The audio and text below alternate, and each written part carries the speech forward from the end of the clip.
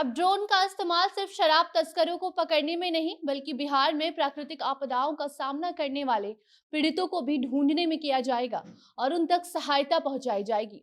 अब चाहे वो बाढ़ हो या सुखाड़, कोई भी व्यक्ति बिहार में आपदा प्रबंधन द्वारा दिए जाने वाले सहायता से वंचित नहीं रहेगा। अब आपको ड्रोन के जरिए ढूंढा जाएगा और फिर आप तक जो भी जरूरत के अनुसार चीजें होंगी वो पहुंचाई जाएंगी।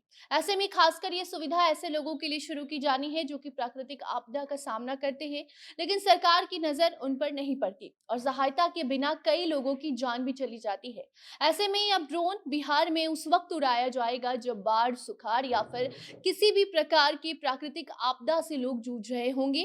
प्राकृतिक आपदा से लोग जूझते हुए जब उनको सहायता नहीं मिल पाती है, इस वक्त में उनको मदद कैसे की जाए, इसके लिए अब ड्रोन को उड़ाया जाना है। आपको आगे खबर में हम बताएंगे कि क्या है पूरा खबर। बाकी अब नमस्कार, आप जनता जंक्शन देख रहे हैं और मैं आपके साथ वंदना पांडे।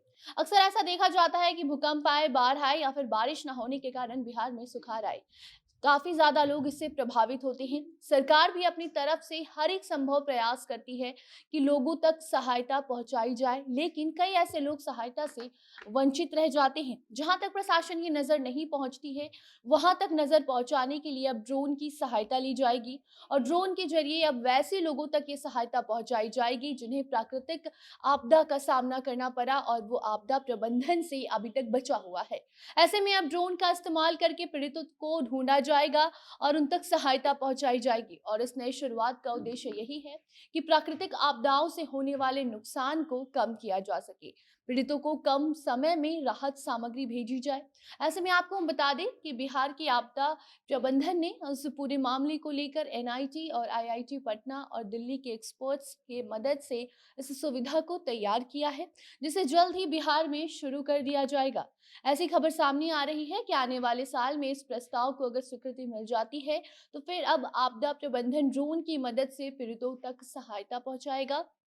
अधिकारियों का कहना है कि ड्रोन को रेंट पर लिया जाएगा, तो वहीं उन्होंने इस काम के लिए एक एजेंसी का भी चयन 3 से 5 साल के लिए करने को कहा है और इन सभी प्रक्रियाओं के बाद अगर राज्य में कोई भी आपदा होती है तो कंपनी और विभाग दोनों मिलकर पीड़ितों के पास राहत सामग्री पहुंचाने का काम ड्रोन की मदद से करवाएंगे। ऐसे में आपदा प्रबंधन के द्वारा ड्रोन की मदद से राहत कार्य में तेजी लाई जा सकेगी।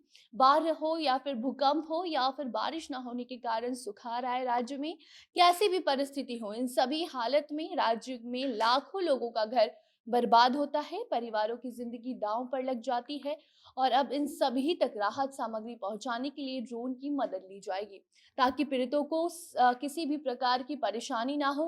इस बात का ध्यान रखा जाएगा। इससे पहले सभी लोगों तक राहत सामग्री पहुंचाना आसान नहीं हुआ करता था, लेकिन अब इस कार्य को आसान बनाने के लिए ड्रोन को लाया जा रहा है और ड्रोन की मदद से पीड़ितों तक राहत सामग्री अब पहुंचाई जाएगी।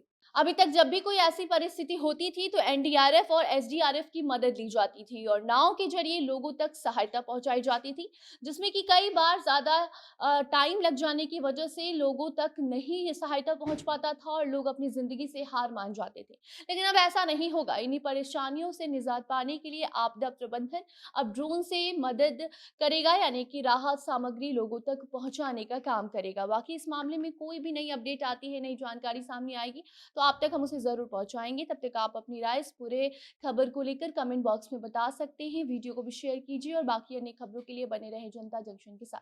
कैमरे के पीछे थे घनश्याम और मैं थी आपके साथ वंदना। धन्यवाद।